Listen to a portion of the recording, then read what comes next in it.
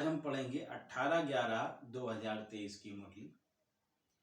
आज बाप दादा के महावाक्य हैं, मीठे बच्चे, मनुष्य को देवता बनाने की सर्विस का तुम्हें बहुत शौक होना चाहिए, लेकिन इस सर्विस के लिए स्वयं में हड्डी धारणा होनी चाहिए। बाबा कह रहे हैं मनुष्य से देवता बनाने का आपको बहुत शौक होना चाहिए, लेकिन इस सर्विस के लिए स्वयं में हड्डी धारणा होनी चाहिए। प्रश्न, आत्मा मैली कैसे बनती है? आत्मा पर कौन सी मैल चढ़ती है? उत्तर, मित्र संबंधियों की याद से आत्मा मैली बन जाती है। पहले नंबर का किचड़ा है देह अभिमान का, फिर लोभ मोह का किचड़ा शुरू होता है। यह विकारों की मैल आत्मा पर चढ़ती है, फिर बाप की याद भूल जाती है, सर्विस नहीं कर सकते।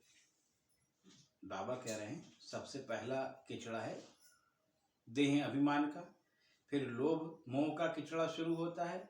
यह विकारों की मैल आत्मा पर चढ़ती है, फिर बाप की याद भूल जाती है, सर्विस नहीं कर सकते। गीत, तुम्हारे बुलाने को जी चाहता है।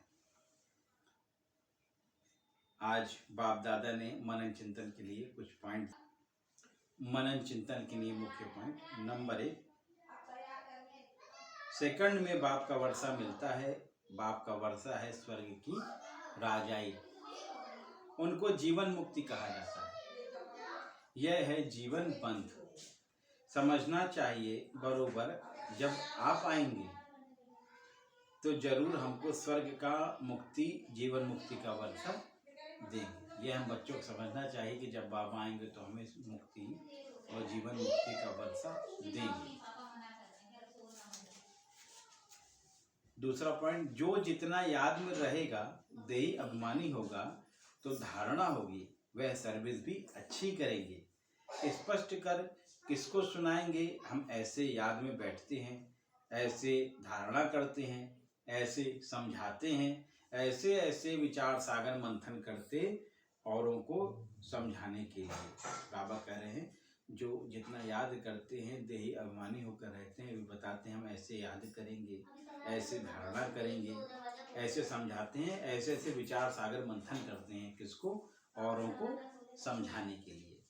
तीसरा पॉइंट, ज्ञान समझाने के लिए एकांत चाहिए। हमारे मुख्य चित्र हैं झाड़, गोला और यह लक्ष्मी नारायण का चित्र। राधे कृष्ण के चित्र से इतना समझ नहीं सकते कि यह कौन है। राधे कृष्ण के चित्र से बाबा कह रहे हैं इतना समझ नहीं सकते। नंबर 4, ज्ञान मार्ग में अति मीठा बनना है। स्वीट तब बनेंगे जब मीठे बाप के साथ पूरा योग होगा। योग होगा तो धारणा भी होगी। ऐसे मीठे बाबा से बहुतों का योग नहीं है। बाबा कह रहे हैं योग होगा तो धारणा भी होगी, लेकिन ऐसे मीठे बाबा से बहुतों का योग नहीं है। पांचवा पॉइंट, गृहस्थ व्यवहार में रहते बाप से पूरा योग लगाना है। माया के तूफान तो आएंगे ही, क्योंकि पुराने मित्र संबंधी याद आएंगे। कोई को क्या याद पड़ता रहेगा? मित्र संबंधियों की याद आत्मा को मैला कर देती। बाबा कह रहे हैं किसी को मित्र संबंधी की याद आएगी, किसी को क्या क्या याद आएगा, जो याद हमारे आत्मा को मैला कर देती है। छठा पॉइंट, यह भी कोई को पता नहीं कि 1250 वर्ष हर युग में है। बाबा कह रहे हैं किसी को भी यह पता नहीं है कि 1250 वर्ष हर युग में है। सतयुग कितना समय था? अच्छा, वह कौन सा धर्म था? सतयुग में कौन सा धर्म था? सबसे जास्ती जन्म किसके होने चाहिए? बौद्धी, इस्लामी आदि इतने जन्म थोड़े लेंगे। सातवां पॉइंट, तुम इन बातों को समझकर अपना और सबका कल्याण करो तो तुम्हारा मान बहुत बढ़ेगा। निडर हो, जहां तहां फिरते रहो। तुम हो बहुत गुप्त, भल ड्रेस बदल कर सर्विस को करो। चित्र सदैव पास में रखो। अच्छा, मीठे मीठे सिकिल्दे बच्चों प्रति माता पिता बाप दादा का याद प्यार और गुड मॉर्निंग। रूहानी बाप की रूहानी बच्चों को नमस्ते। हम रूहानी बच्चों की रूहानी बाप दादा को नमस्ते नमस्ते नमस्ते। धारणा के लिए मुख्य सार नंबर 1, मीठे बाप से पूरा योग लगाकर अति मीठा और देही अभिमानी बनना है। विचार सागर मंथन कर पहले स्वयं धारण करनी है, फिर दूसरों को समझाना है।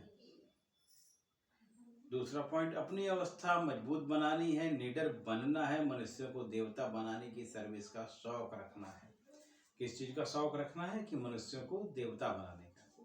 वरदान, सदा खुशी की खुराक खाने व खिलाने वाले खुशहाल खुशनसीब भव। बाबा कह रहे हैं सदा खुशी की खुराक खाने और खिलाने वाले खुशहाल और खुशनसीब भव। आप बच्चों के पास सच्चा अविनाशी धन है, इसलिए सबसे साहूकार आप हो। चाहे सूखी रोटी भी खाते हो, लेकिन खुशी की खुराक उस सूखी रोटी में भरी हुई है। बाबा कह रहे हैं चाहे सूखी रोटी भी खाइए, लेकिन खुशी की खुराक उसमें भरी हुई है। आगे कोई खुराक नहीं,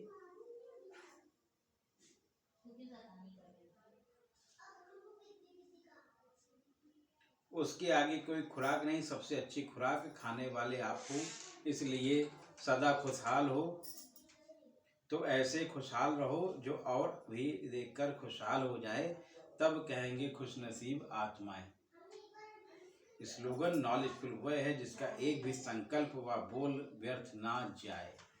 नॉलेजफुल वो है जिसका एक भी संकल्प और बोल व्यर्थ ना जाए। ओम शांति।